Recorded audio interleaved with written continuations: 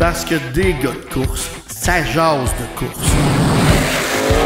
Vous entrez maintenant dans le podcast des gars de course avec Kevin Hébert.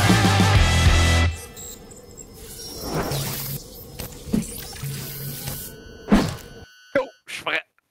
C'est de même qu'on commence le podcast, les gars. Salut! Bonjour. Bonjour! Hey, ben, bienvenue au 3e épisode du podcast. Puis aujourd'hui, on a fait du changement. Avant, on pigeait dans un casque les sujets. Puis là, le casque, il a pris le bord, il a créé ses cas à terre. Fait que là, on est rendu avec un Tupperware. Puis là, on cherche un commanditaire pour le podcast. Fait que s'il y a quelqu'un qui vend des Tupperware, on offre la commandite du podcast. On a besoin d'un meilleur Tupperware que ça. Le Tupperware de l'art. Ouais. Le podcast présenté par les Tupperware. Puis aujourd'hui, on est 4. On a la chance d'avoir Christo, qui est nouveau membre des gars de course, celui qui a fait un long voyage à Vélusia, puis il nous en avait quasiment pas parlé. Il nous est arrivé avec ça. Une autre fois. Ouais. On recommence à partir de... Il avait fait un long voyage à... Ah? Floride. En Floride. Floride. Je l'ai dit, ça rentre pas ce mot-là. Volusia, ça sonne mal. Vélusia, plus facile. D'après moi, 90% du monde aux courses, ils disent Vélusia. Non, t'es seul. T'es seul à dire Volusia. C'est pas d'embarquer les gens de course avec toi, là. Non. Fait que oui, on a comme d'habitude des sujets que vous nous avez envoyés sur Facebook. Puis aujourd'hui, on a Christo, puis c'est pour autant lui poser des questions, mais aussi connaître son point de vue. Si vous le connaissez pas, il est en sportsman, c'est un pilote de la relève. On pensait que ça allait être lui qui allait courser dans le One. Finalement, c'est pas lui dans le One. Pas cette année. C'est vrai qu'il a dit non. Si m'offre la raide, je sais que je vais dispenser, mais non, pour l'instant, on reste avec la chambre familiale. Mais moi, je suis ouvert à tout. Moi, j'analyse toutes les offres qui sont offertes à moi. Mais le commandité NOS Energy Drink, ça a l'air que Red Bull l'a refusé aussi. Ouais, Red Bull m'ont refusé, j'ai laissé le compétiteur direct, ils ont dit oui, merci, bonsoir, à la prochaine. Fini, achète plus jamais de Red Bull. C'est terminé, plus de Red Bull, fini. Nous autres, ça va prendre une commandite Pepsi. On carbure tout au Pepsi. On va aller voir Sab qu'elle nous donne des caisses de Pepsi, comme elle m'a donné un Pepsi au Grand Prix de Valcourt. Ouais, puis ouais, garde-nous-en là, cet été dans le trailer. Ouais, ça c'est sûr. Mon carbure à ça. Hey, vous avez pas idée à quel point on va voir Sabrina souvent sur Flow Racing. Moi, être tout le temps au trailer. Un petit Pepsi. Mais oubliez pas, commandite Tupperware. C'est vrai, là. Écrivez-nous. On va justement aller à un premier sujet. On va faire parler Christo un peu aujourd'hui. Écoute, il a acheté un plat juste, tu peux plus l'entendre parler. Même si c'est pas Tupperware, on va le gravir sur Tupperware. Il est déjà sur Amazon, il commande des pots, là. J'ai quasiment un goût de vider la margarine ici juste pour y envoyer. On en a parlé un peu au dernier podcast. Le sujet, c'est les pistes collantes ou sèches. Mais on va laisser Christo partir là-dessus. Ben, écoute, je te dirais que mon point de vue a changé beaucoup dans les 2-3 dernières années. Là, 2-3 ans, je t'aurais dit une piste collante. J'étais un gars qui avait été assez téméraire, fait que j'étais assez bon sur des pistes comme ça, mais je te dirais qu'une piste sèche, il n'y a rien de mieux que ça. Dans la dernière année, on a eu des courses incroyables. Je pense à David Hébert et Bernier qui donnaient des courses incroyables. Michael Perrin qui avait gagné la course de 100 tours. Puis aussi Sam Charland à Cornwall, la course modifiée qu'il a gagné. Je pense que c'est là que les vrais pilotes sortent, mais non, une bonne course de sec là, comme à Granby, là, on peut pas rêver mieux. Mais toi, tu sais, tu peux nous le dire, t'es pilote, t'es vraiment dans le pack. Ça brosse beaucoup moins quand la piste est sèche, là, comparativement C'est sûr que ça brosse moins. Là, on s'entend qu'on est tous beaucoup plus sur le gaz quand la piste est calante. Puis en plus, avec des petits moteurs comme nous autres en sportsman, tu peux pas laisser ta place bien. Tu peux pas te permettre de breaker, tu perds 2-3 spots tout de suite. Fait que c'est sûr que ça cause plus d'accidents, mais dans le mettons, là, une piste calante, tu passes à la pole, t'es content. Une piste calante, tu pars 15, tu sais que tu vas revenir avec un body en moins, mettons. Là, ça brasse pas mal. Là, Je te demandé ça, Christo, justement. Là, on le sait, vous avez des visières, des tear-off là, sur vos casques. C'est une piste collante, évidemment, ça en prend plus. Mais si tu pars là, vraiment à l'arrière du peloton, c'est une piste collante, là, combien tu peux en passer? Moi, je suis le pilote un peu bizarre, mais je sais jamais de tear-off. Pas juste pilote. Ma vitre est toujours pleine, puis j'en tire pas. On dirait que j'ai pas ce réflexe-là encore. Mais il y a des fois que je vois juste faire un petit trou, puis je fais avec. Christo, c'est le genre de gars vite teinté le soir. Les pilotes essaient de sauver partout. Ils ne savent même pas de ces terrafs, les économies. Moi, je me sers pas de mes terrafs, mais il y en a qui, je sais, qui en passent un paquet. Il y en a, qui en passent 10, 12. Jusqu'à Mick Parent, en tout cas, à Volusia, le dernier soir. Ouais, le dernier soir. Puis c'est quand même relativement collante, mais il est revenu aucune terraf. Il avait mis un paquet à peu près 12, 13. Il est revenu, il n'y avait plus de terraf partout. Fait que, tu sais, c'est. Mais on voit ça quelques fois par année. À un moment donné, là, un pilote que ses terrafs ont été installés à l'envers ou mal installés, il en tire un, puis il y en a 12 qui partent en même temps. Puis tu vois que ça sort de l'auto. Un paquet de terrafs d'un coup sec, tu vois, lui, il est mal pris pour le restant de la course. Ça m'est arrivé en time trial, deuxième course à vie en sportsman. On était à Drummondville, puis c'est Normand Hamel qui est en avant de moi. Je dis, moi, pas d'expérience en time trial. Je dis, je vais d'y coller au cul, je vais le suivre. Quand il est parti, c'était sur le gros savon. Je venais à la visière bien pleine. J'ai dit que je vais essayer ça de tirer une terraf. Ben, j'ai tiré à terraf, on les avait mal à l'envers. Quand j'ai tiré à terraf, tout est parti avec. J'ai tombé batté pour le reste du time trial. Fait que là, depuis ce temps-là, on dirait que j'avais retiré de terraf. Là, depuis ça, là, tu ne touches plus, c'est ça. Depuis ce temps-là, j'ai arrêté de toucher. La phobie. La vraie phobie. Mais pour pas qu'on fasse le tour du sujet encore, track collante ou track glissante, on va tout de suite piger un deuxième sujet. Puis on a des sujets aussi qui sont pas de terre battue. On a le sujet de la Formule E. Puis c'est. Il y a vraiment des personnes qui croient que c'est super bon, puis d'autres, vraiment le contraire, que c'est des courses qui sont terribles, il n'y a pas d'action. Tom, toi, t'en penses quoi de la Formule E? La formule électrique? Ben, honnêtement, je le sais que je vais complètement à l'inverse des autres, mais moi, je trouve que ça donne un meilleur show que la Formule 1 parce que les voitures sont tellement serrées, il y a tellement plus de pilotes qui peuvent gagner. Ça brasse en Formule E. Toujours des circuits de ville. Il y a des murs de chaque côté. Moi, honnêtement, c'est sûr qu'il manque le son. On s'en cachera pas. Là. Il manque vraiment le son d'une F1. Mais au niveau compétition, j'aime bien ça regarder les courses de Formule E. Christo, t'embarquerais-tu dans un char de course, pas de son? Je te dirais que oui, là. Un char électrique, c'est pas pareil. On va faire du karting électrique, c'est pas pareil comme du karting à gaz, mais le karting électrique avance plus. Fait que là, tu pèses les pour et les contre. Je pense que la Formule E, c'est, à mon avis, à moi, des gars de Formule 1 retraités ou des gars qui n'ont jamais réussi à percer qui courent là-dedans.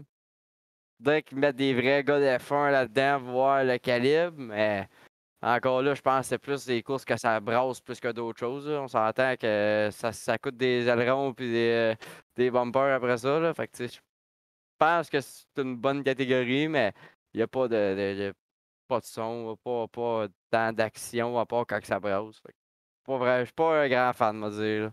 Hey, ça brasse. Quand ça rentre dans le coin, là, c'est vraiment du bump and pass. Puis surtout avant qu'il y avait un deuxième char qu'il fallait rentrer dans les pits pour aller chercher c'était le pit stop. Là, on changeait carrément de voiture. On dirait que le monde se foutait dans les derniers tours de rentrer dans un autre pour gagner une position. Vraiment, là, ça tassait l'autre dans le mur carrément pour scraper sa course pour pouvoir aller chercher une position de plus. Ouais, c'est ça. On dirait que c'est vraiment à part de toutes les autres sortes de courses parce que tout ce qui est habituellement, ce qui est monoplace, c'est tout le contraire. À Andy, en F1, puis là, on va toujours faire attention à leurs ailerons, à être moins agressif peut-être, préserver la machine le plus possible, mais en Formule E, puis même, souvent, les circuits de ville, les virages sont tellement serrés, les passages sont étroits, ça passe deux autos, des fois 3 quand t'es chanceux. Yes. Ça passe vraiment serré. Puis, mais ce que je trouve intéressant de la Formule E, c'est qu'ils ont pu intégrer les spectateurs avec ça, avec le fan boost. Ils sont capables d'aller chercher peut-être un peu plus l'intérêt du monde, qui peuvent voter pour un pilote que le pilote préféré qui va avoir un certain boost pendant quelques secondes. Ouais, ça, c'était l'an passé. Là, ils ont ramené... ils l'ont enlevé. Okay, ouais, ils l'ont enlevé parce que, mettons, t'étais bien populaire comme Stoffel Van Dorn. D'après moi, je viens de détruire son nom. Ah, Pas lui. grave, on s'habitue. Hi! T'es habitué, là, tu détruis Hey. ton propre nom, là. En tout cas, Ouais.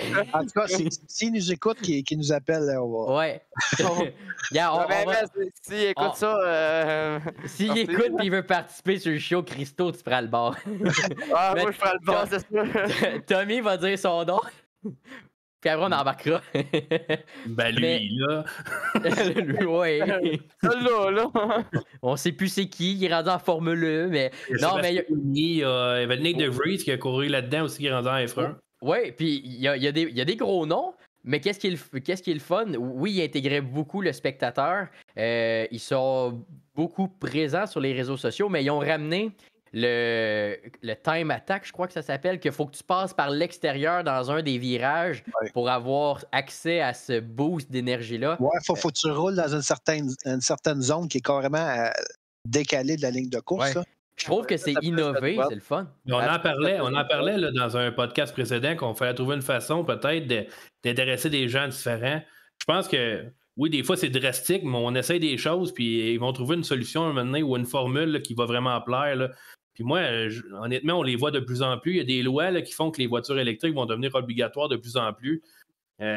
Honnêtement, c'est une belle place pour faire un laboratoire pour les batteries également. On peut faire des tests, mais je pense que ça va devenir la prochaine formule là, qu'on va voir le plus souvent. Là, parce que les Formule 1, oui, il y a les grands manufacturiers qui commencent à revenir. On a vu Ford là, qui va revenir avec Red Bull, mais c'est tellement dispendieux là, que je ne sais pas à quel point, là, dans 15 ans, lequel va être le plus populaire. Il y a gros du développement dans l'électrique aussi. J'ai vu, il y a un kart 100% électrique qui a été créé. Puis même plus près de chez nous, ça fait longtemps que je n'ai entendu parler, mais ça a l'air qu'il y a un slingshot électrique qui était monté, puis ça s'en venait petit à petit. Puis ils l'ont essayé, ils l'ont pas mis sur une track de course. C'est une vraie track de course, mais ils l'ont essayé autour de la shop de Tobias.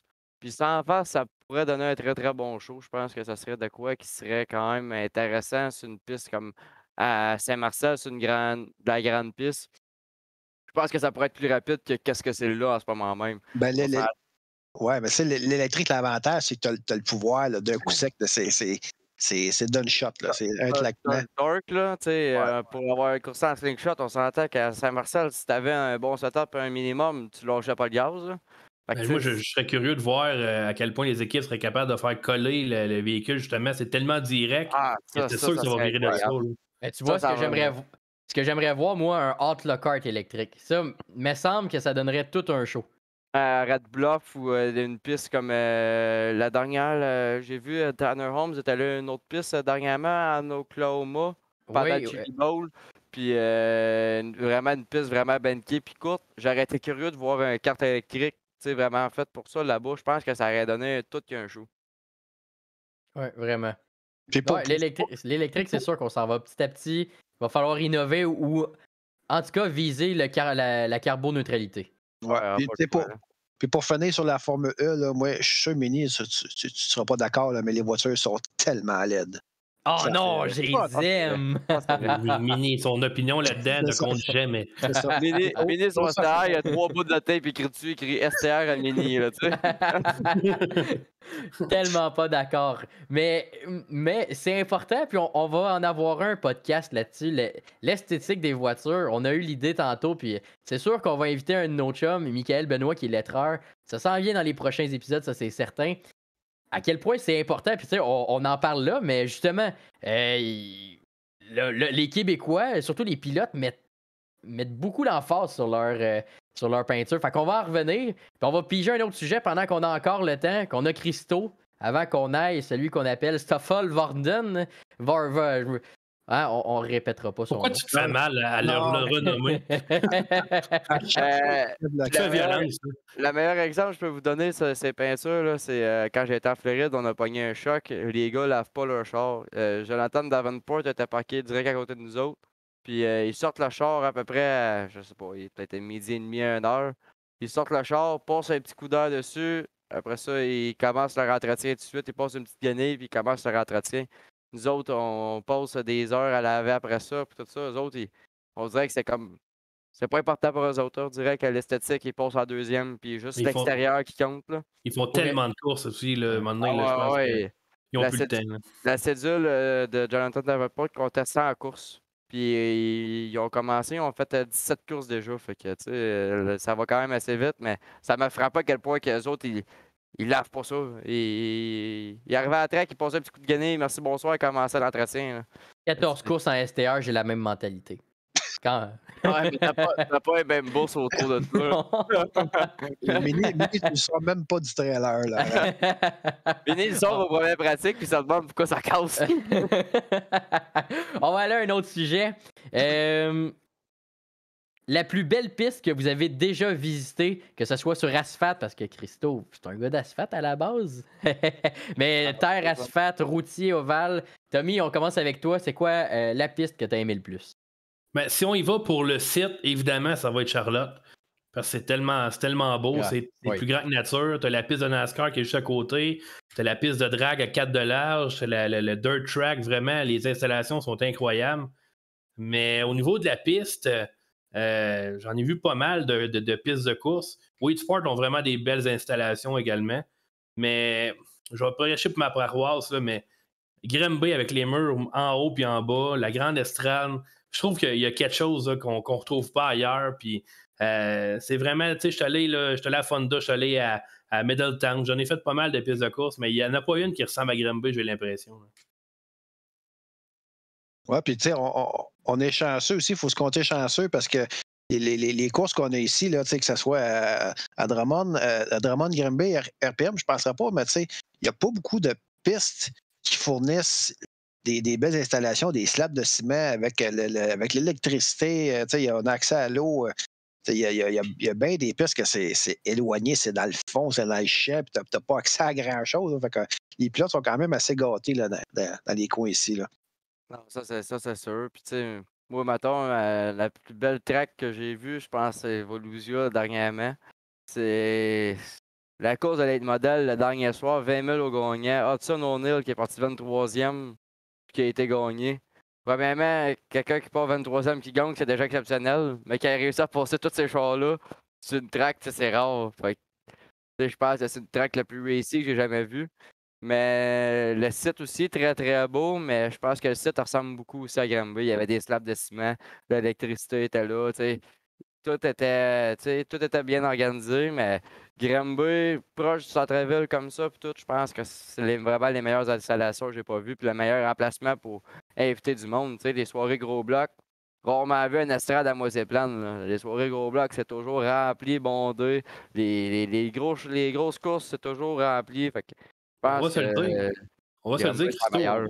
On regarde des courses ensemble là, de la Short Track Super Series. Il n'y a jamais un chat dans les estrades. Quand les pilotes arrivent au Québec, ils capotent. L'estrade est pleine, il y a du monde dans le pit.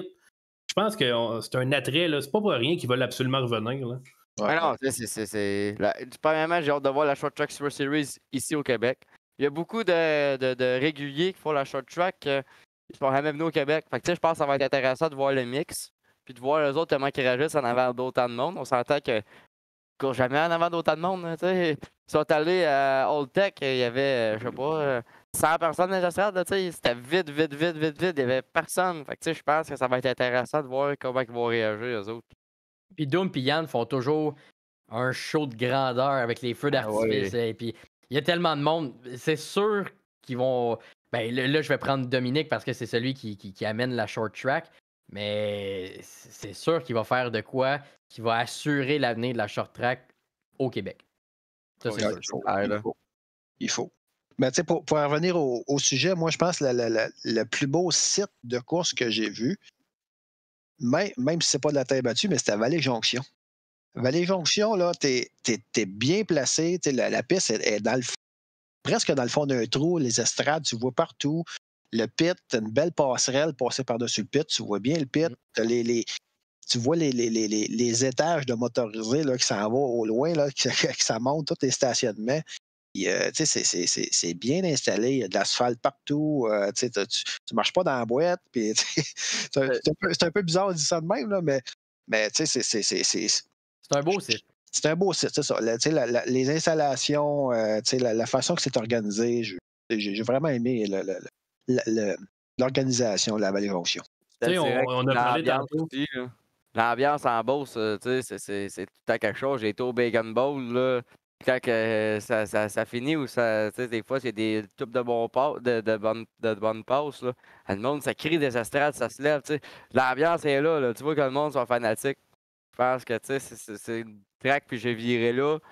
C'est une très belle piste, tu sais. C'est le fun à virer là. J'ai viré avec un Sportsman à Sylvain Labouille un peu. Tu sais, c'est une track que je pratiquais toute seule, mais je m'imaginais courser à 2 de large. Ça doit être débile, là, tu sais, ça doit être Ouais. tellement le fun. Puis pour avoir été déjà signalé là, dans le temps, là, quelques années, je suivais la série Revstar. J'avais été signalé pour les STR puis pour les Slingshots. Mini, tu étais là aussi. Je pense à ton père qui avait gagné un STR pour ça. Ça se peut, oui. Mais- À moins que sinon, c'est l'année qui a passé tout droit en rentrant dans 3, qui a flyé tout le pit au complet. Je me souviens qu'il avait perdu une roue dans 2, je pense. Peut-être dans une des 2 courses, là, il y avait comme 2 courses dans 2 jours. En tout cas. Bien été.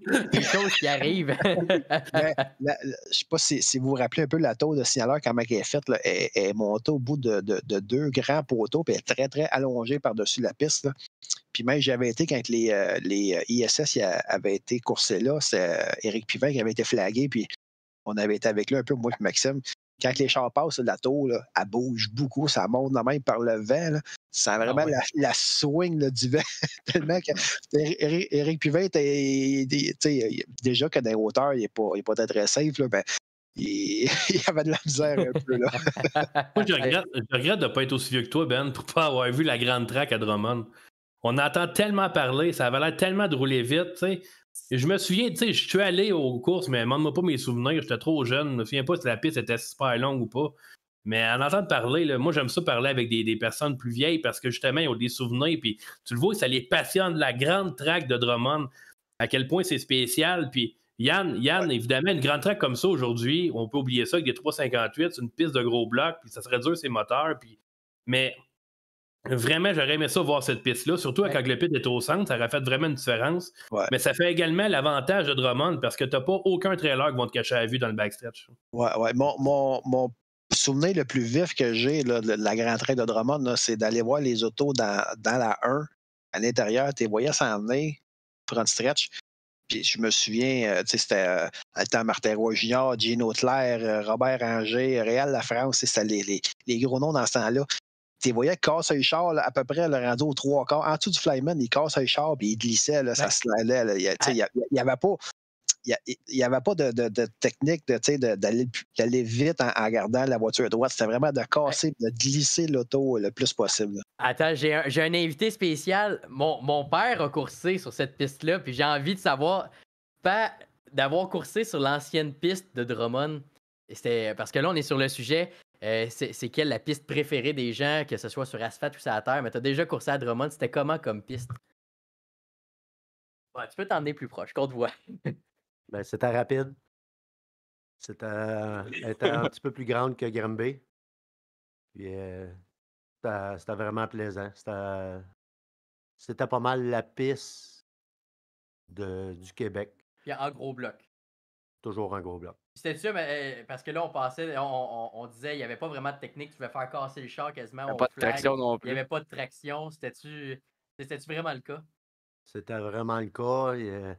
Puis il y avait un Américain, entre autres, qui cassait le char puis qui accotait son frame sur le mur en Silicotville. Puis quand il venait, les estrades étaient pleines. Quand les Américains venaient, là, pas juste lui, là, mais c'était spectaculaire. Quel spectacle! Pierre Hébert, mesdames, messieurs. Merci, Tibur. Il fait dire merci, Tibur. Des fois, on va le voir arriver. Ben oui, de temps en temps. C'est un invité. Tu parlais de l'ambiance tantôt, là. La première fois qu'on est allé au Big Show de Breton, nous, à Malta, moi et Anthony Marcotte, il y avait Dave Parizeau aussi. On arrive là, puis là, ils sont fiers. Là, on s'assied les estrades, là, il dit « Asseoir, on a de la musique, puis un DJ, on va vous donner tout un show. » On était comme « Wow! » Eux autres, c'est ça, leur gros soir. Eux autres, c'est ça, le gros show. Mais ça m'étonne que t'aies pas dit Grandview, Tommy. Ah, mais non, là, on parlait du site. C'est dégueulasse, Grandview. La piste est belle, mais c'est dégueulasse. Ouais, c'est ça. La piste, là, pour sortir de la track, il faut que tu ailles au milieu. Puis, je m'en souviens, j'étais allé courser là en STR. J'avais peur de brûler ma clutch en remontant dans le pit parce que c'est quand même à pic. Tu montes des côtes, le pit il est tout croche. Tu peux te casser une cheville en marchant. Salut! Mais vraiment, là, faut que tu marches longtemps en plus. Et les estrades, t'es tout pogné. Elles sont pas belles, les estrades. Les restaurants, c'est dégueulasse. Les toilettes, je vous dis. Les portes des toilettes sont hautes de même. Ils sont hautes de même. J'étais assis à la toilette, j'ai des troubles intestinaux. Puis je voyais yeux dans les yeux avec les gars. J'étais comme, voyons donc que ça m'arrive. Aucune intimité là. Ah non, c'est dégueulasse comme site. Mais les courses, c'est autre chose. Oh, mais c'est redneck. C'est vraiment redneck. Ouais. Volusia à la rentrée dans 3, là, on a été là. On pensait se faire péter le nez aussi à cause des modes de terre. Là. Mais aller là une fois dans notre vie, voir des late modèles rentrer. Là. Ma bucket list est faite. Je me rappelle aussi la défunte track de Rolling Wheel. Là, c'était pas un site extraordinaire, mais c'était quand même très bien. Tu avais en avant de l'estrade, c'était tout asphalté, puis tu pouvais aller carrément sur le bord de la clôture, là, où est-ce que les chars passaient. Là. Je me souviens d'aller voir vu les derniers shows des World of Outlaw, là, ça passait, là, c'est un méchant temps. Là. Je sais que le temps passe vite, là, mais une dernière expérience. Le Cinder Track à Syracuse, en entrant dans un, t'es entends sortir de la carte comme des débiles manteaux, puis s'en viennent au fond. Ça rentre, c'est le poil sur les bras, c'est incroyable. Ouais, qu'il y avait là. T'entendais l'écho, là, t'es entendais venir là, du partir de la 3, là, t'entendais le moteur forcé. Là. Ah ouais, c'était assez impressionnant, ça aussi. Là, d'après moi, on a le temps d'un dernier sujet. Le coup de grinder n'est pas encore venu. Un petit dernier sujet. Vraiment, vraiment quick. OK, il faut y aller rapidement. Bon.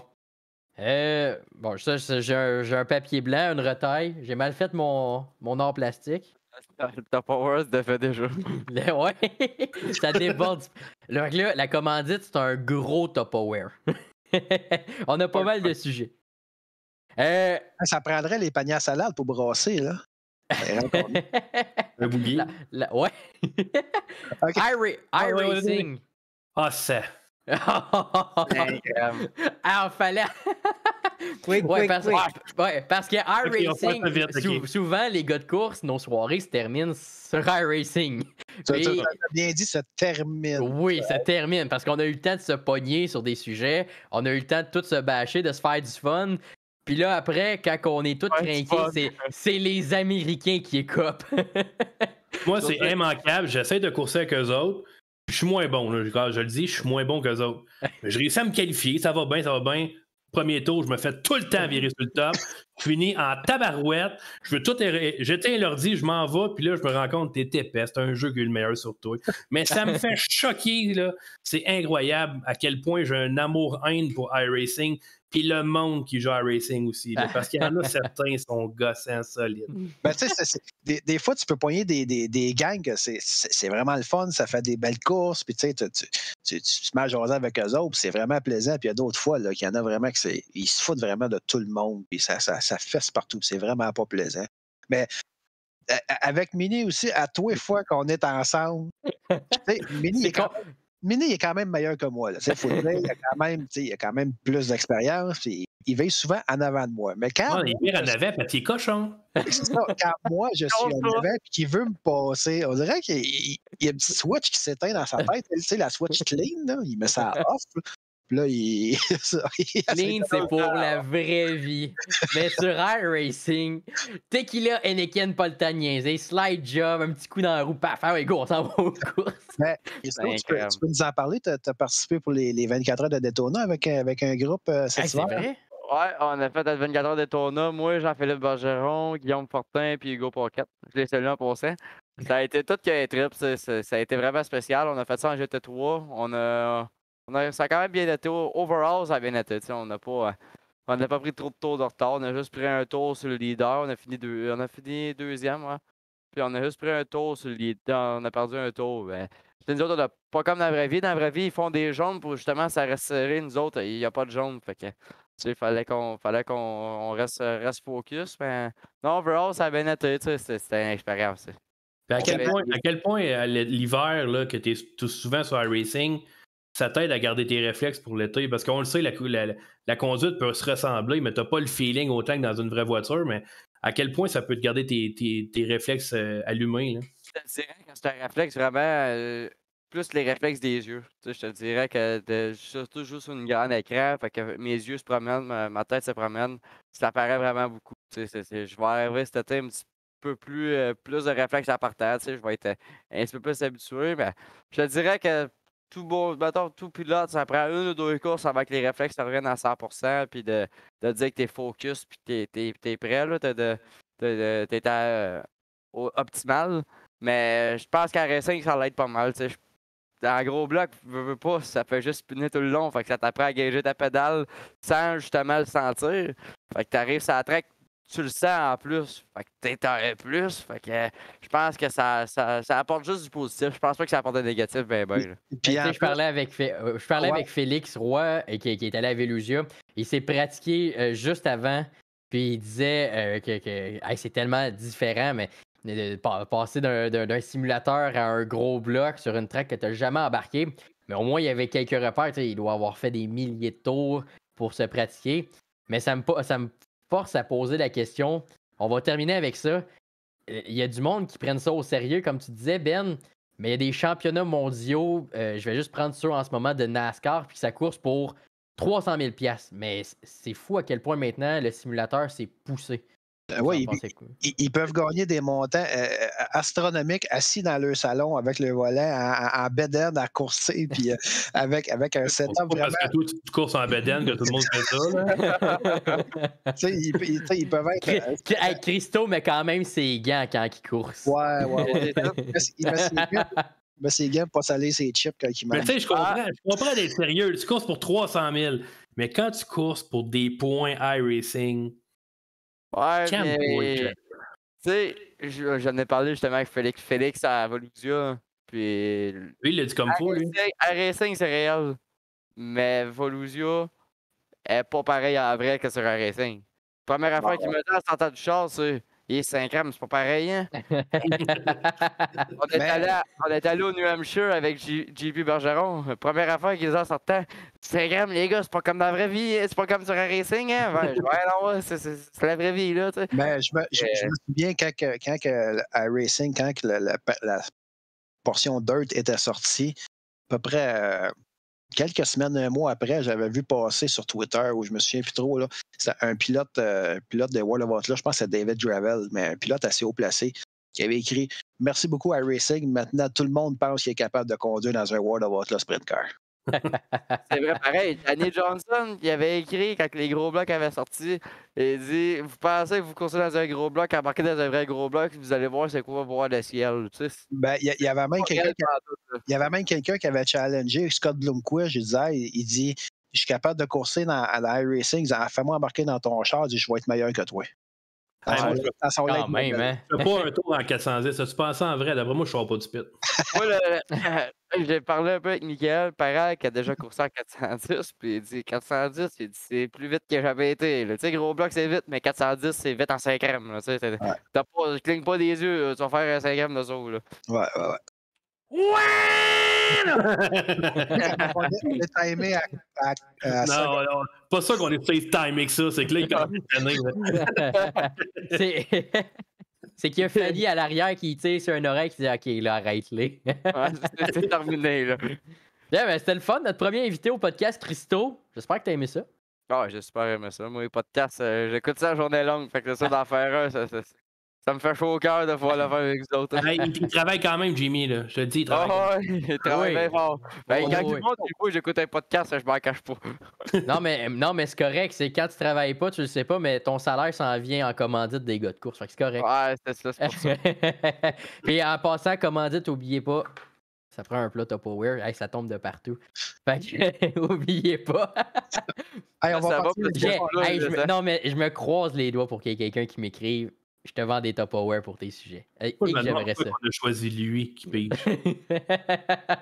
Un il va se tromper dans qu'est-ce qu'il dit là. Je pensais qu'elle a dit U-Racing. On va partir un GoFundMe pour son Tupperware. Donnez généreusement. Ouais. puis pour financer mes réparations STR. Ouais, ça va coûter cher. Bon, c'est assez là. Hey, merci les gars, puis on se revoit au prochain podcast. Bye bye tout le monde. Salut. Et c'est ça, des légumes.